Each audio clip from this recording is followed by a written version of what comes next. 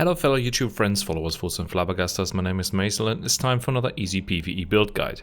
Today's build of choice is Power Untamed.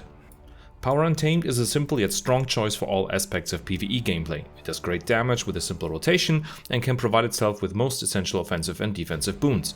Might, Fury, Quickness, Protection, Vigor, Stability and Aegis. Can be adjusted to supply quickness to allies as well without any adjustments to gear whatsoever. Due to its self-sufficient nature when it comes to boons and survivability, it's also an excellent choice for general open world gameplay. Now let's begin with a basic rundown of how Untamed works. The most important mechanic on Untamed is to unleash. On Untamed you have the choice between two skill sets for your pet. Unleash Pet will replace your pet skills with Venomous Outburst, Rending Vines and Enveloping Haze.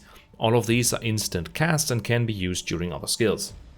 In Unleash Pet you also become more resilient via Vow of the Untamed, which gives a 25% damage reduction.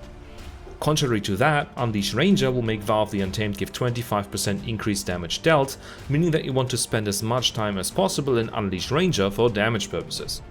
Additionally, once you go into Unleash Ranger, Unleashed Ambush skills replace your auto attack for 4 seconds. This can happen once every 10 seconds. These are very strong abilities that deal damage, siphon health and or apply CC. As a result, going into Unleash Pet quickly to use all 3 pet abilities and then unleashing the Ranger for an Unleashed Ambush is worth doing for the damage gain. Compared to the benchmark, I simplified the Power Untamed rotation by using one weapon set only, Sword and Axe.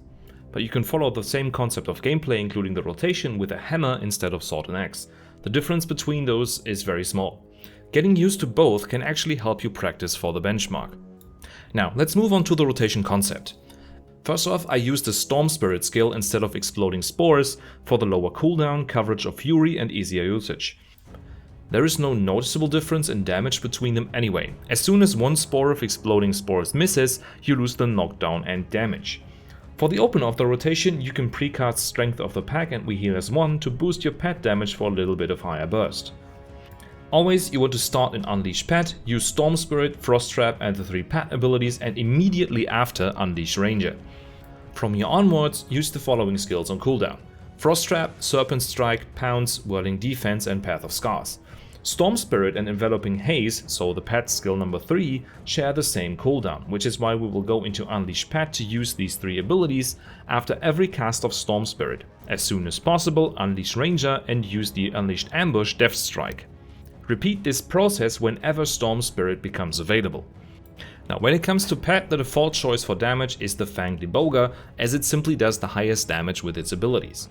Since the DPS differences between pets are rather small, you have many options in a sheer endless toolkit of pet skills.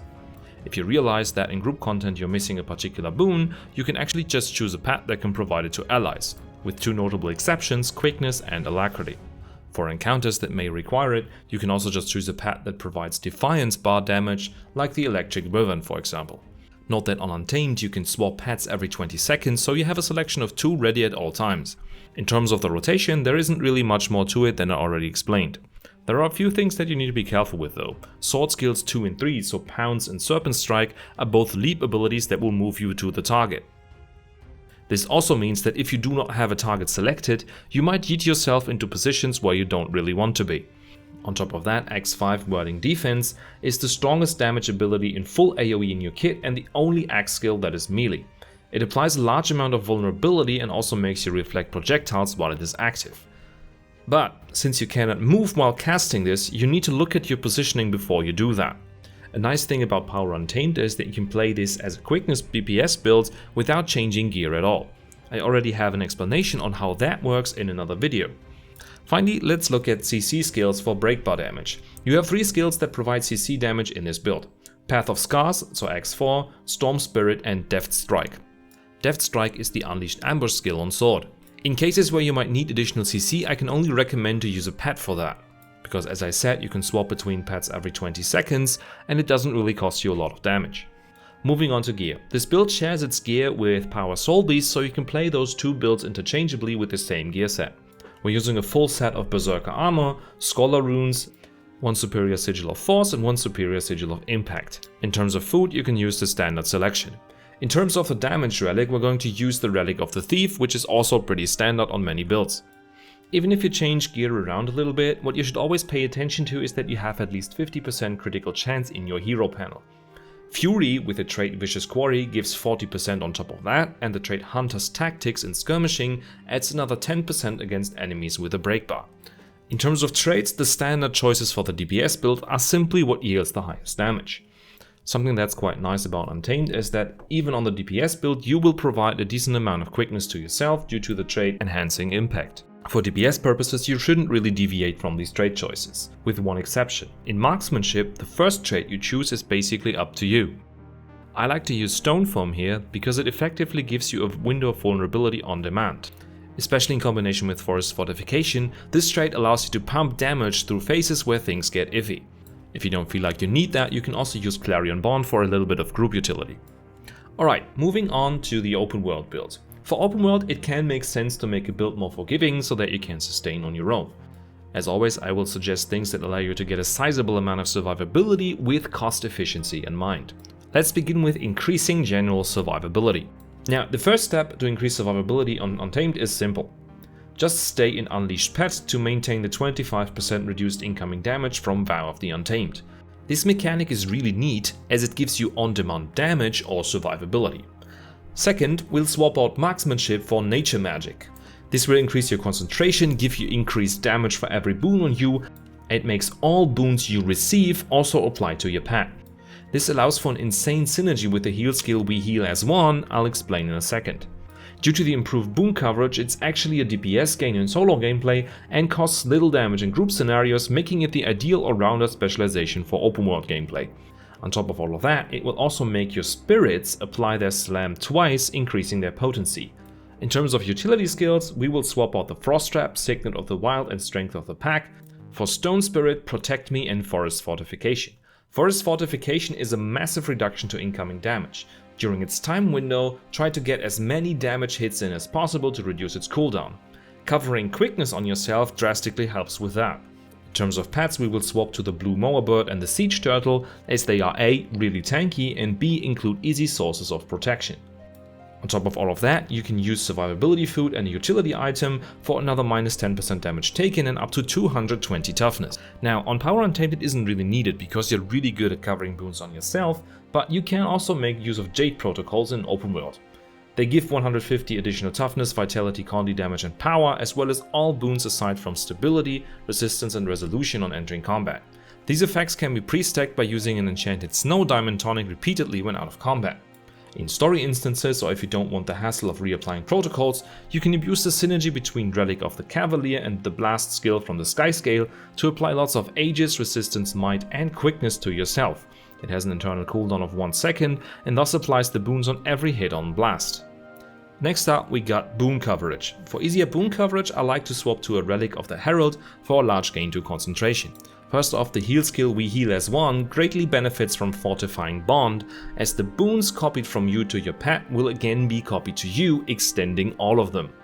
This synergy makes yourself a friggin' boon machine. The combination of Relic of the Herald, Nature Magic and We Heal as One allows you to cover all essential boons quite easily. But to understand how, you need to follow the basic rotation of the Quickness DPS build. And for that we need to make use of the trait Let Loose in Untamed. Let Loose makes Unleashed Ambush skills apply Quickness and Might in an area and grants you access to Unleashed Ambushes after swapping weapons. That way you can apply the boons from Let Loose twice every 10 seconds, covering both Quickness and stacks of Might on yourself and allies. Once you understand how this works, you will be able to play Quickness DPS anywhere. In order to execute that part of the rotation, I like to do the following. First, unleash Ranger whenever weapon swap becomes available. Then use Deft Strike, which is the Unleashed Ambush skill on Sword. Then swap weapons immediately after and use another Deft Strike. This combo will not only maintain the boons, but also deal a lot of damage since both ambushes hit in Unleash Ranger. They will also heal you for around 4000 health per cast and apply a Daze on each as well, dealing Defiance bar damage.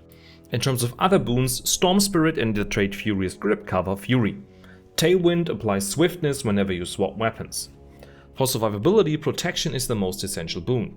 Stone Spirit, Protect Me, the Blue Mower Pet and Siege Turtle cover protection on yourself and partially on allies. For the two pets, set the skills Protecting Screech and Hunker Down on autocast or manually manage them to apply protection to yourself. Finally, Stone Spirit will also apply area Aegis once, allowing you and allies to block attacks. Last but not least, dealing with conditions and control effects. In Unleash Pet, with Enhancing Impact, every time you apply a disable, you apply stability to yourself. This allows you to cover a really good uptime on it when you stay inside Unleash Pet. On top of that, Forest Fortification applies many stacks of stability on cast. When it comes to dealing with incoming conditions, you can make use of Evasive Purity. This cleanses one damaging and one non-damaging condition off whenever you dodge. Since you will usually cover a decent uptime on Vigor on yourself, you can dodge quite often. In terms of a stun break on demand, I chose Protect Me here. I chose that because it's also an area stun break, gives additional protection uptime and a decent amount of barrier. Right, you should now have a basic understanding of how you can make Power Untamed work in instance content and open world gameplay. Now that's it for today. Feel free to like and subscribe for the YouTube algorithm. I hope this video was insightful for you and made you want to try Power Untamed. See you next time and happy unleashing the beast!